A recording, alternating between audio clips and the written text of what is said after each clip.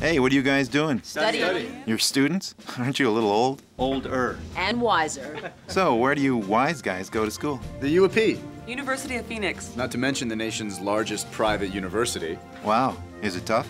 Sure, it's tough. We're in degree programs. What's the toughest part? Getting started. Making that first call. Yeah, I hadn't been on a college campus in 10 years. And I wasn't sure I'd have time for school and my job and my family. I just didn't know if I could do it, period.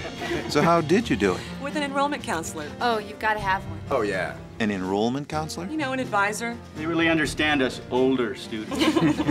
Basically, the person who helps make your dream of getting a degree a reality. Yeah, but you gotta call them. That's right, you've got to call. For more information about the University of Phoenix, contact an enrollment counselor today at 303-755-9090. The University of Phoenix, 303-755-9090. It's the university for working adults. We'll save you a seat.